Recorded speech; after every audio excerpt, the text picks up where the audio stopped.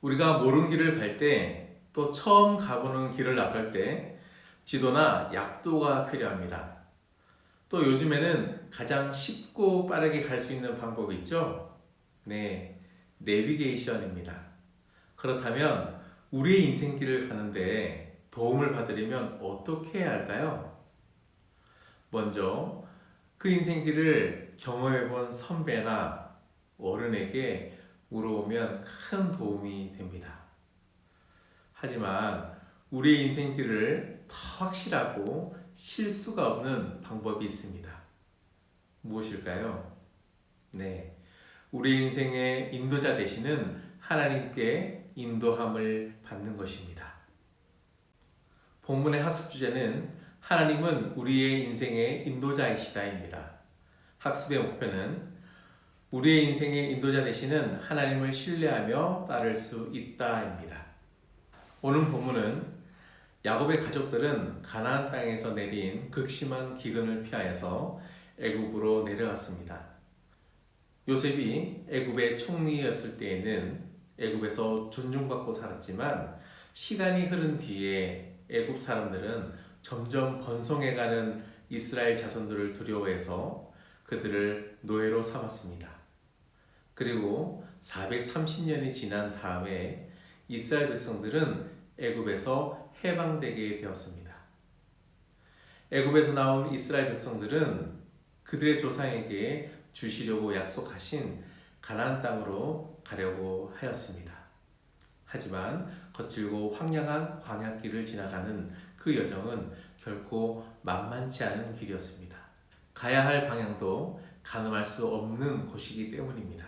그때의 하나님께서는 이스라엘의 인도자로 등장하셨습니다. 하나님은 구름 기둥과 불 기둥으로 길을 안내하셨으며 양식과 물을 공급하셨고 또 모든 위험으로부터 이스라엘을 보호해주는 최고의 인도자이셨습니다. 그 하나님께서는 오늘 우리의 삶에도 최고의 인도자이십니다.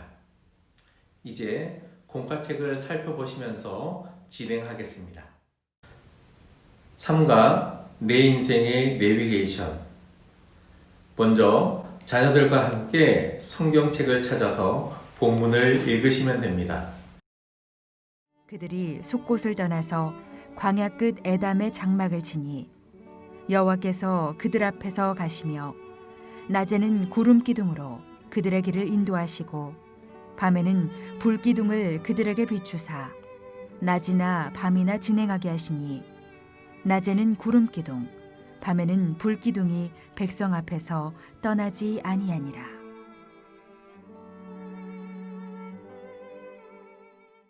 위의 빈칸에 알맞은 단어를 고르시오. 여러분 무엇일까요? 네, 본문을 보면 구름과 불입니다. 하나님께서는 광야에서 어떻게 이스라엘 백성들을 인도하셨나요? 하나님께서는 이스라엘 백성을 품에 안으시고 안전한 길로 인도해 주셨습니다. 메추라기와 만나를 공급해 주시고 밤에는 영하로 떨어지는 환경에서 불기둥으로, 뜨거운 낮에는 햇볕을 피할 수 있는 구름 기둥으로 보호해 주셨습니다. 참고로 모세의 고별 설교라고 할 수 있는 신명기 1장 31절과 33절의 말씀을 보면 출애굽 이후 광야 생활이 거의 끝나갈 무렵 모압 땅에서 모세는 하나님의 인도하심에 대해 이렇게 회고하였습니다. 광야에서도 너희가 당하였거니와 사람이 자기의 아들을 안는 것 같이 너희 하나님 여호와께서 너희가 걸어온 길에서 너희를 안으사 이곳까지 이르게 하셨느니라. 또한 그는 너희보다 먼저 그 길을 가시며 장막 칠 곳을 찾으시고 밤에는 불로 낮에는 구름으로 너희가 갈 길을 지시하는 자이시니라. 2번, 하나님께서는 이스라엘을 인도하신 이유가 무엇인가요?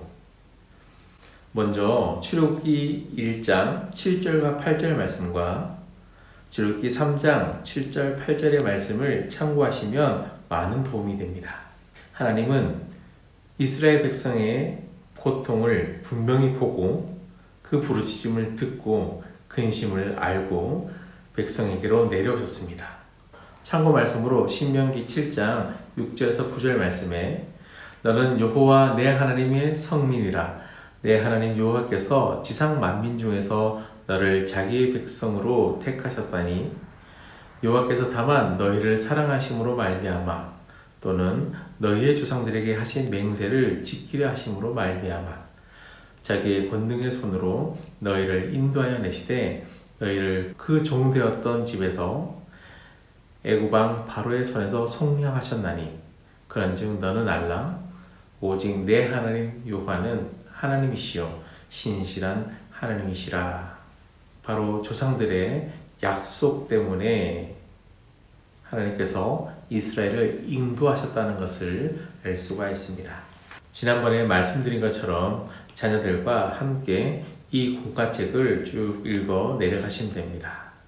극한 환경에서 살아남기 베어 그릴스가 있습니다. 베어 그릴스는 예비역 영국 특수부대 출신의 작가이고 모험가이고 텔레비전 진행자입니다. 이 사람은 자연의 극한 상황에서 코끼리의 소변을 마시고 암벽 등반부터 사막이나 밀림에서 생존하는 프로그램으로 유명한 사람입니다. 이 사람의 영상을 참고하며 혼자의 힘으로 벗어날 수 없는 이 본문의 광야를 상상해 볼 수 있습니다. 이러한 광야의 위험한 상황에서 요한복음 10장에 선한 목자 되신 예수님, 우리는 목자 되신 하나님을 믿고 따를 수밖에 없는 양이고 예수님은 그런 우리를 선하고 복된 길로 인도해 주시는 분입니다. 양 같은 우리는 믿고 따라야 합니다. 함께 링크해드린 참고 영상을 통해서 양과 목자의 특징을 살펴보실 수가 있습니다. 이제 나눈 질문입니다. 3번 삶에서 답답한 상황을 만나게 된다면 어떻게 해야 할까? 부모이고 인생의 선배의 입장에서 녀석 뭐가 그렇게 힘들다고 그래? 그건 힘든 것도 아니야 라고 할 수 있습니다. 하지만 우리 청소년들의 삶에도 마치 광야에 떨어진 것처럼 답답하고 곤란한 환경들이 많이 있습니다. 예를 들면 미래가 보이지 않는 상황과 또 진로를 결정하기 어려운 현실과 성적, 또 친구들의 관계 등 이런 것들이 있을 때 누군가에게 도움을 요청해야 할지 생각해 보는 것이 중요합니다. 이러한 인생의 고난의 환경에서 선생님, 부모님, 선배 등 많은 인생의 선배들의 조언을 들을 수가 있지만 그런 고난의 환경에서 우리를 인도하시는 분은 바로 하나님입니다. 우리는 그분께 기도해야 합니다. 4번 인도자 되시는 하나님, 내 삶에 어떤 의미가 될 수 있을까? 세상에서 내 삶의 문제나 답답함을 완전하게 해결해 줄 수 있는 사람은 없습니다. 그러나 하나님은 완전한 인도자가 되십니다. 그 하나님께 자신의 모든 문제를 기도로 맡겨드리고 하나님께서 길을 열어주심을 믿고 기다리는 노력이 필요합니다.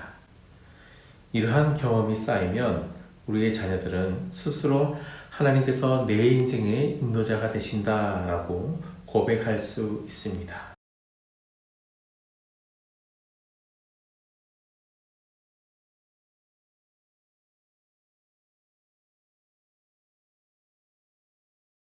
이러한 고백을 할 수 있는 우리 자녀가 될 수 있도록 부모님이 먼저 기도와 가정의 문제를 인도자 되시는 하나님께 기도로 올려드리고 응답받아 해결해가는 부모님의 모습을 통해서 더욱 확신할 수 있을 것입니다. 마지막 공과에 있는 기도문을 함께 기도하고 마치시면 되겠습니다.